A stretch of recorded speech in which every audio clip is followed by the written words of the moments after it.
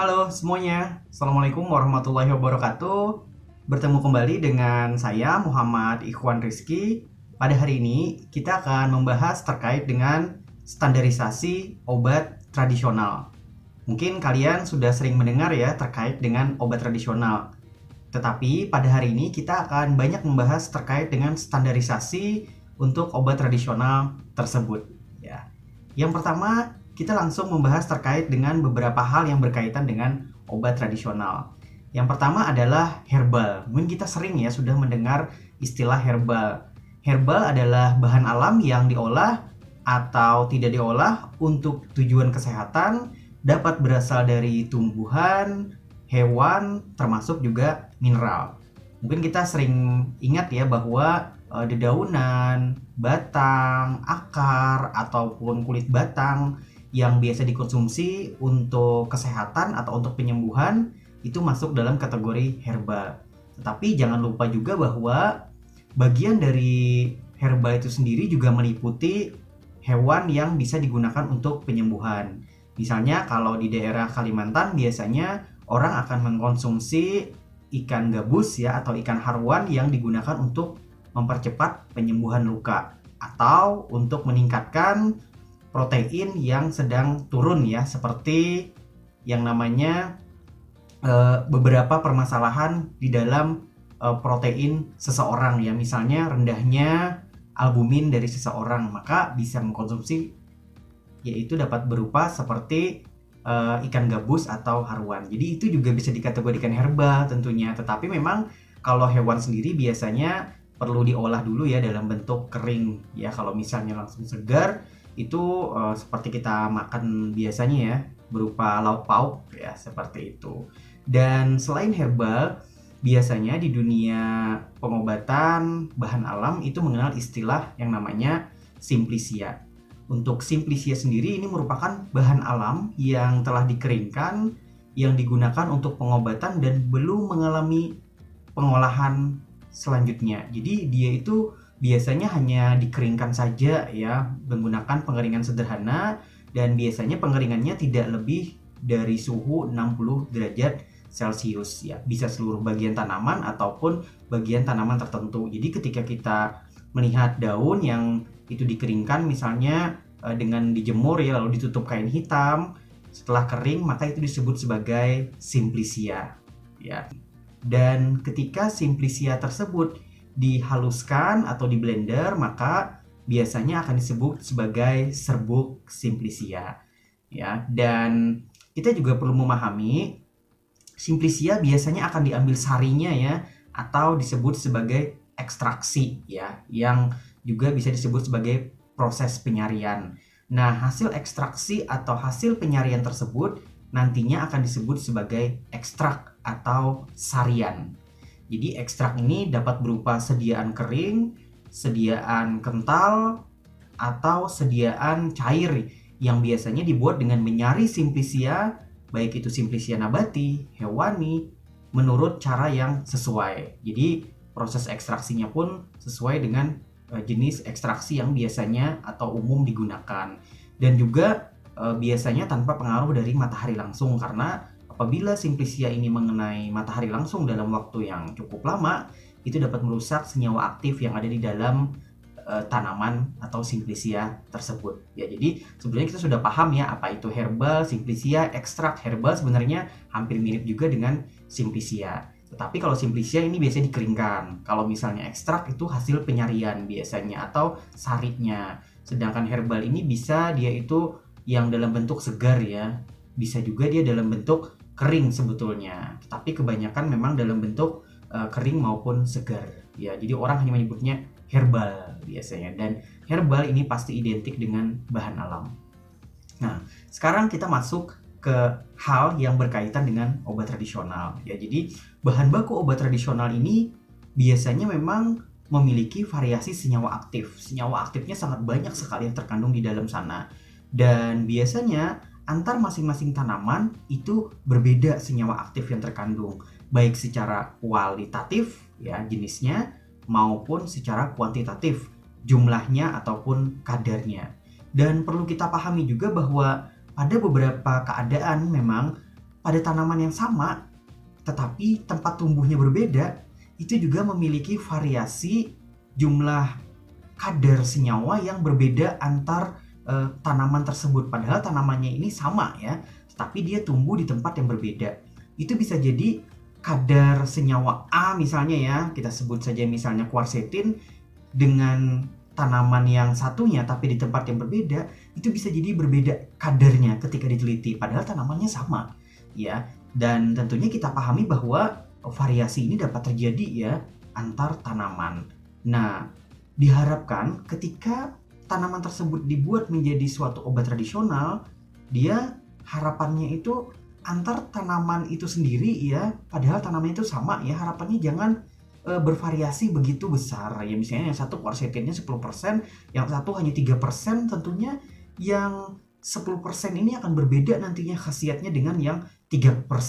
Nah, jadi variasi kandungan senyawa aktif dalam tanaman yang sama ini harusnya dapat dihindari.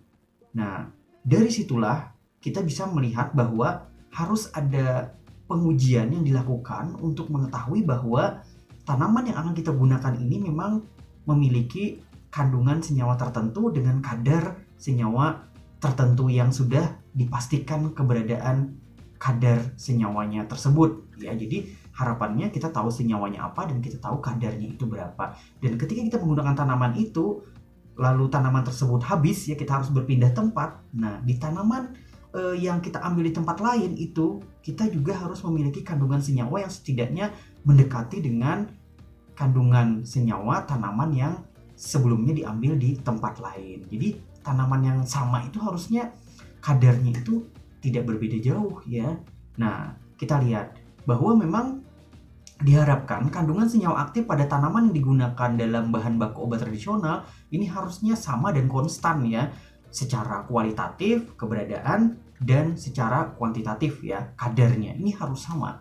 Ketika dia berbeda, nah itu nanti pasien ketika mengkonsumsi tanaman misalnya daun kumis kucing ya yang ditanam di pegunungan misalnya, ternyata dia bisa sembuh dari penyakitnya. Dan ketika ditanam di tempat yang berbeda, di tempat yang sangat kering, itu kalau dikonsumsi ya pasti khasiatnya berbeda. Ya padahal sama-sama daun kumis kucing. Ya jadi ini jadi permasalahan di dalam obat tradisional, terutama yang bersumber dari bahan alam ya, seperti itu. Dan kita lihat bahwa berdasarkan data dari BPOM ya tahun 2020 menyatakan bahwa untuk produk obat tradisional sendiri yang terutama bersumber dari obat bahan alam itu sebetulnya dikategorikan menjadi 3 macam. Kita sudah tahu ya pasti. Yang pertama adalah kategori jamu, yang kedua adalah kategori obat herbal terstandar, yang ketiga adalah kategori fitofarmaka. Yang pertama adalah jamu, ini berarti dia harus didukung bukti empiris atau penggunaan secara turun-temurun dari generasi ke generasi. Ya, maka dia bisa diklaim sebagai produk jamu. Tentunya bukti hanya berdasarkan pengalaman empiris. Yang kedua itu adalah obat herbal terstandar. Obat herbal terstandar ini berarti dia merupakan obat herbal yang sudah distandarisasi, dalam artian bahan bakunya sudah distandarisasi. Bahan baku yang distandarisasi itu apa? Yaitu simplicianya dengan ekstraknya harus terstandar. Selanjutnya, ketika dia itu sudah terstandar, juga dia harus sudah diujikan ke hewan uji menggunakan uji toksisitas ya, beracun atau tidak ya, dan uji farmakologis terkait dengan aktivitas ya. Berarti dia itu sudah terbukti berkhasiat ya berdasarkan uji preklinis atau uji pada hewan uji. Nah, dan kita lihat bahwa dia harus terstandar ya, simplicia dan ekstraknya. Berbeda dengan jamu tadi. Jamu biasanya hanya uji keamanan saja, misalnya cemaran mikroba, itu saja yang diuji. Tidak sampai menguji ke standarisasi yang diharuskan seperti obat herbal standar. Selanjutnya, kategori yang ketiga adalah kategori yang paling tinggi kemampuannya, yaitu fitofarmaka. Untuk fitofarmaka itu sendiri, bahan bakunya memang harus terstandar, sama seperti OHT. Yang kedua, harus sudah lolos uji preklinik atau uji ke hewan uji, sama seperti OHT. Tetapi ada yang paling spesial, dia harus sudah diuji ke manusia atau sudah melewati uji klinik ya, terutama uji klinik sendiri terbagi atas fase 1 pada manusia sehat, fase 2 pada manusia sakit dalam jumlah terbatas, fase 3 pada manusia sakit dalam populasi yang lebih besar. Ya, jadi fitofarmaka ini sudah setara bukti klinisnya ya atau khasiatnya itu dengan obat sintetik yang biasanya dijual di pasaran seperti paracetamol, asam efenamat, amoxicillin, ya seperti itu sudah memiliki kemampuan yang setara. Kalau OHT baru sampai ke uji preklinis ya. Tetapi memang dari 3 tingkatan ini ya, jamu, OHT, dan fitofarmaka, memang OHT dan fitofarmaka itu diwajibkan bahan bakunya itu harus terstandar. Maka dari itu kita hari ini akan banyak membahas terkait dengan standarisasi dari bahan baku tersebut. Nantinya produk jadi juga harus diuji ya mutunya, tetapi itu pada materi yang berbeda lagi ya. Jadi kita tadi ketahui di awal bahwa memang setiap tanaman itu memang meskipun tanamannya sama itu bisa bervariasi ya kandungannya.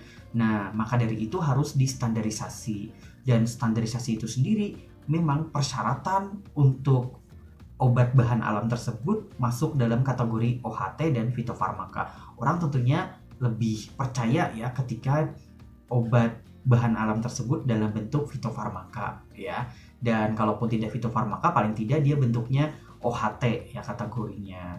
Dan kita ketahui bahwa memang berdasarkan data BPOM itu untuk produk jamu sendiri itu lebih dari 11.000 produk yang ada di Indonesia.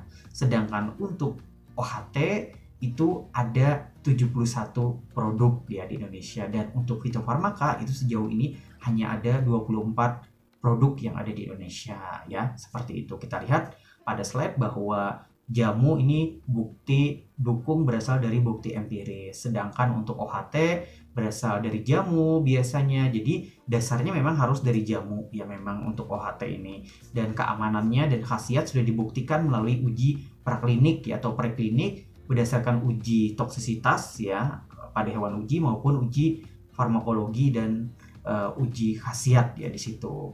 Dan bahan baku serta produk jadinya harus terstandar ya. Untuk bahan baku hari ini kita akan bahas ya seperti apa proses atau parameter-parameter yang berkaitan dengan standarisasi suatu bahan baku. Bahan baku apa yang distandarisasi? Simplisia dan ekstraknya harus terstandar. Dan beberapa persyaratan lain adalah pabrik tempat memproduksi OHT maupun fitofarmaka itu harus memiliki sertifikat CPOTB atau cara pembuatan obat tradisional yang baik. Jadi pabriknya harus bersertifikat CPOTB, produknya harus sudah terstandar, baru nanti itu bisa dikeluarkan izin produk tersebut ya. Jadi seperti itu ya, tidak sembarangan ya obat herbal dijual online begitu saja ya tanpa ada aspek legal ya dari pemerintah. Itu bisa berbahaya. Makanya kita harus perhatikan memang produk-produk yang ada di pasaran.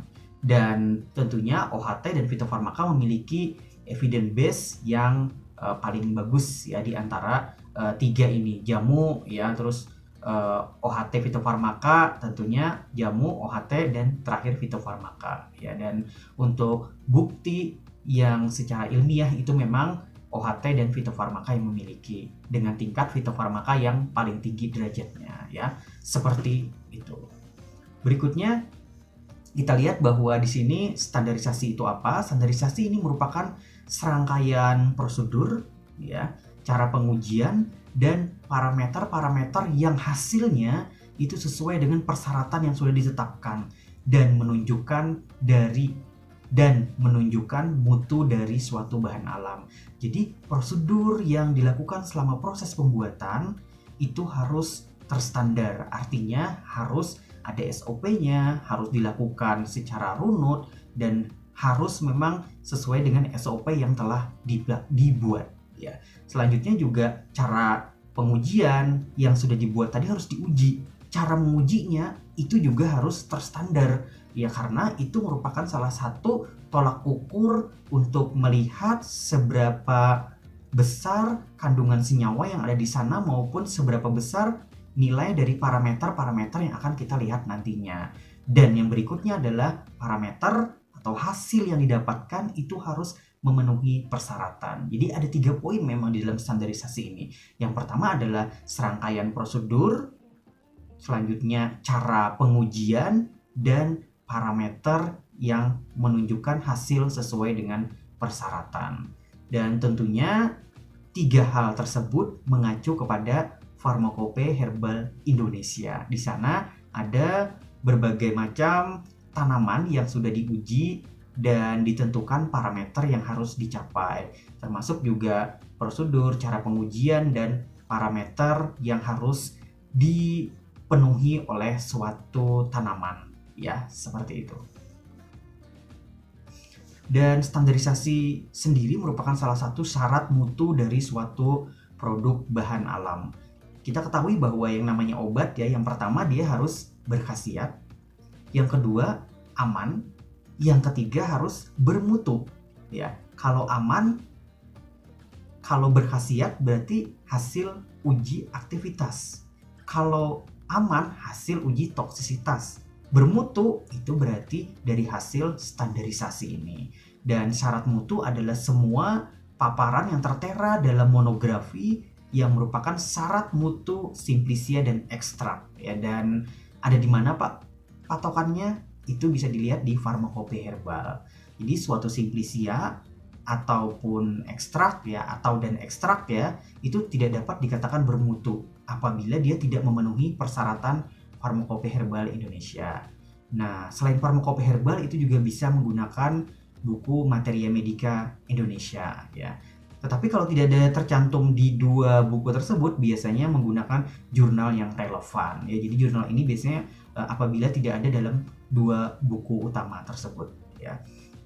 Dan syarat mutu ini berlaku bagi simplisia dan ekstrak yang memang tujuan penggunaannya untuk kesehatan. Apabila untuk tujuan lain memang akan berbeda lagi nanti itu ya prosesnya. Misalnya untuk makanan itu beda ya, meskipun sebetulnya bahan alami yang itu biasa digunakan untuk dimakan gitu. Nah, ini tentunya persyaratannya berbeda. Jadi standarisasi ini fokus kepada bahan alam yang memang akan digunakan sebagai obat tradisional.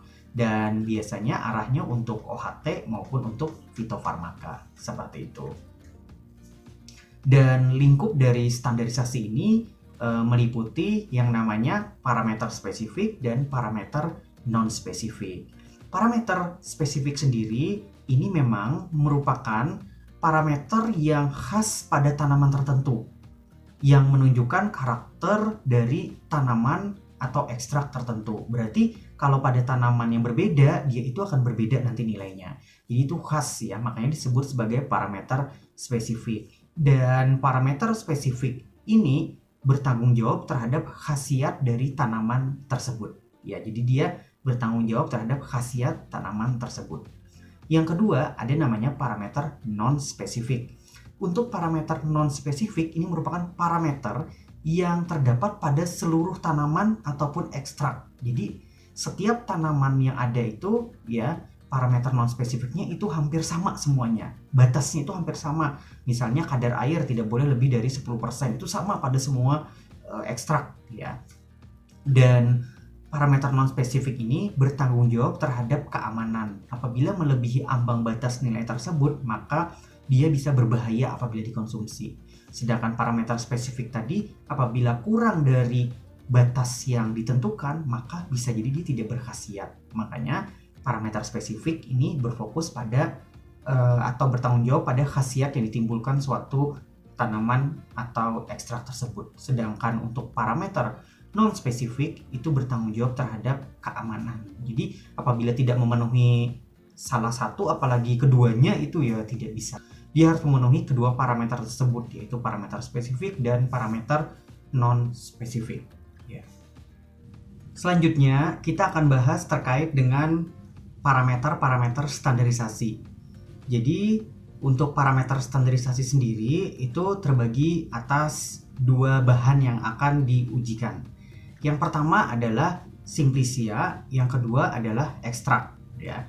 Jadi untuk simplisia sendiri, seperti kita lihat pada slide ini bahwa parameter spesifik dari suatu simplisia itu meliputi identitas simplisia atau uji organoleptik ya, uji mikroskopik ya, menggunakan mikroskop.